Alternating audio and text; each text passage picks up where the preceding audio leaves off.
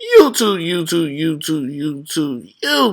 It's your boy, Mr. Outliner. I'm back. I know I've been gone for a minute, but you know what I mean? Hey, I've been trying to get y'all a video together, and plus, life kind of happened. Life is life, you know what I mean? But I'm back. You know, I like to be consistent all the time, so today I want to teach y'all, like, this is like a burst taper, right?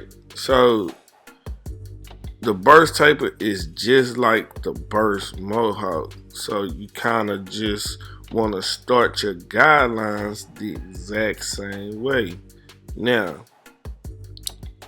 pay attention to how I create this guideline. It's in a circular angle. It's not just that straight guideline like you normally see, right? So you create that first guideline, you clean it up, make that first guideline. After you get that part done, y'all see me with my soul clippers that Wahl sent me. But after you do that, and they just really like the seniors, the Wahl seniors, but you know they have a different casing. After that, you take your no guard open, and you just kind of tap that line that you just made, that guideline that we just made right there. We want to attack that, but we want to attack it in a light manner. We don't want to like press too hard. We just really want to get rid of that line. So that's what we do right here. Now you go open and close to try to work it. After that, I come back. I got my 1.5 guard. So the 1.5 guard, I'm using that to debulk the area right above that original guideline. We want everything to be blended. We want everything to flow smooth. So sometimes you have to remove the bulk. So normally you would go no guard open to a 1 guard open to a 1.5, but because it was so bulky and I didn't like the way it looked, I knocked the bulk down. Because knocking the bulk down is going to give me a better view, better control. Now, I come back with my 1 guard. I kind of knock a little bit more bulk down. And then you can take it and flip it open. You see my lever is open, and you start fading again to remove that guideline that was made right above the one that had no guard.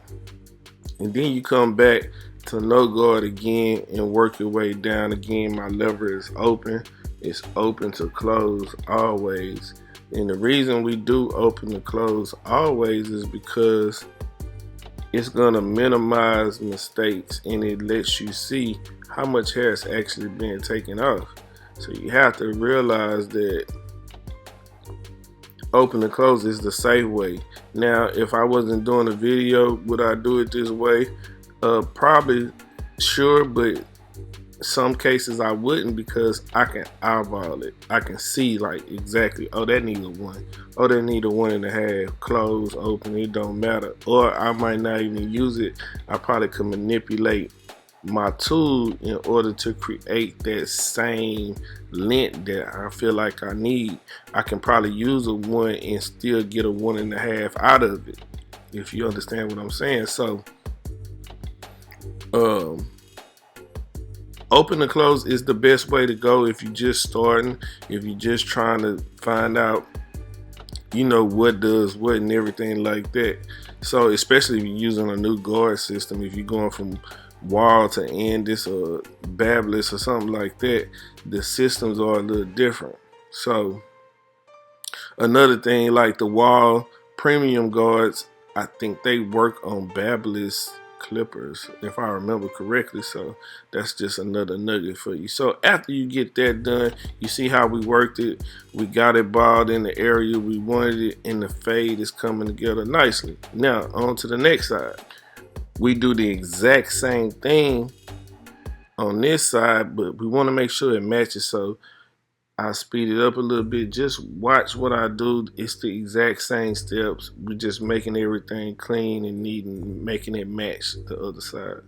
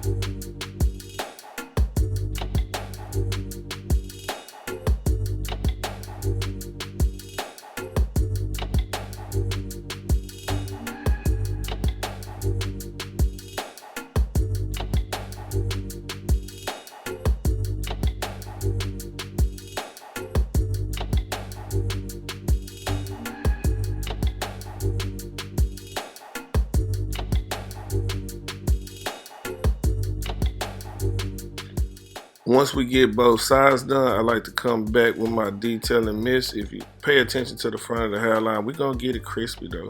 That's what we're gonna do. So this is my process. I do the sides. If I'm doing a taper, I do the sides and then I do the front, and I always say the back for last because it's the quickest thing to do for me, right? But for some reason I like to do, after I get my sides done, I like to do the front. So that's just my approach to it and the way that I do things. So, and right here I'm looking at it and I'm like, oh, you know, it's a little darker right there where I'm brushing at. So sometimes you have to come back and you have to look and, you know, match up the sides. Like that's what I was telling you, you know, taking your time, really looking at the haircut, trying to detail it, you know, make your haircut look better in the long run. So don't be in a rush. I normally take typically 30 minutes on a haircut, you know. And that my speed came over time. It's other people that, you know, cut hair even faster than that. And, you know, I think 30 minutes is a great time. You know, there's some barbers that do 15 minutes, you know, so you know, I haven't mastered that skill yet. But onto the edge up, you see, like, we can drop it low, but it's like no hair there, right? So on this left side, you see it's higher, so that's the side that we're gonna start on. But we start in the middle first, and you see me getting this lineup together. This lineup it's already crispy, but it could be better on the right side. Right, so we see our left side is good, but we don't want to compromise the right side as much, right? Because it has more lighter spots on that side, but we can still make it look good without enhancements. But she likes enhancements. She asks for it all the time. So as a barber, you do exactly what the clients ask for, whether you think they need it or not. You do what they ask for.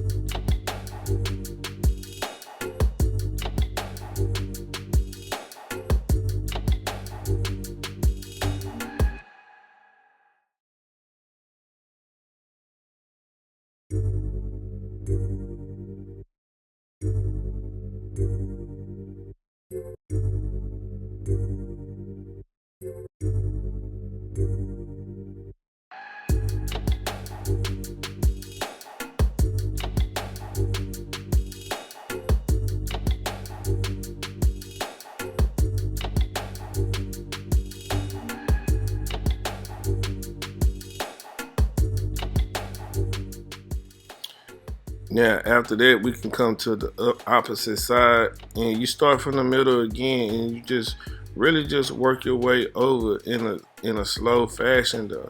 So you don't want to push the hairline back if you don't have to. In some cases, you might have to. Sometimes it's necessary and it's understandable. You want to minimize how far back you push them, though.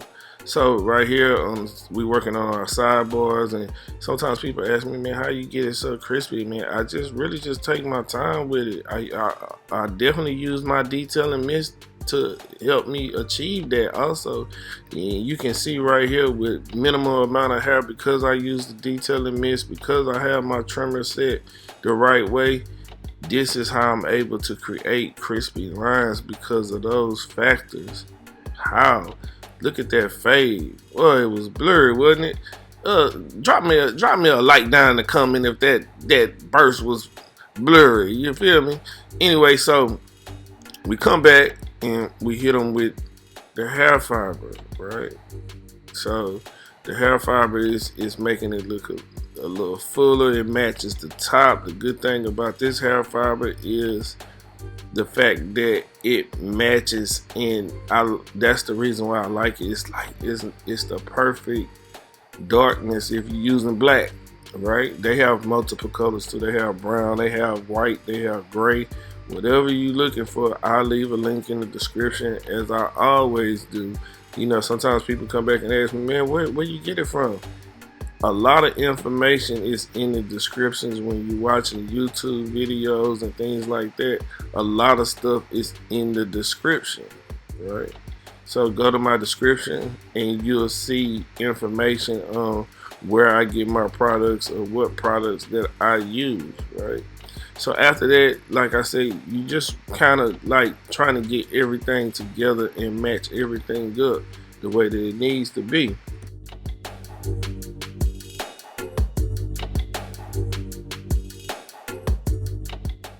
Now, something that bothers me about the burst on a lot of haircuts, or you know, is right around the ear part. It's normally thicker when you're doing a burst, and I kind of just don't like it. I'm using a 2 guard here, but you want to knock that bulk down. You want to use a bigger guard than what you've been using, just to smooth it out, to get the bulk out.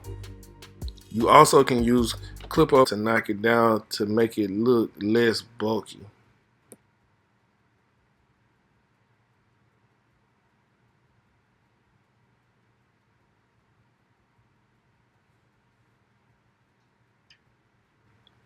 Now we got the back, and I thought I was recording when I started it, but I did. But if you see where I put the comb, you want to use the bottom of the ears as the guideline to make your first guideline, and remove it just like we did on the side. So the tricky thing about the back is the hair grows so many different ways, and you can see how many different ways I'm maneuvering my blade and angling it to fit the cowlick, the swirls in the back.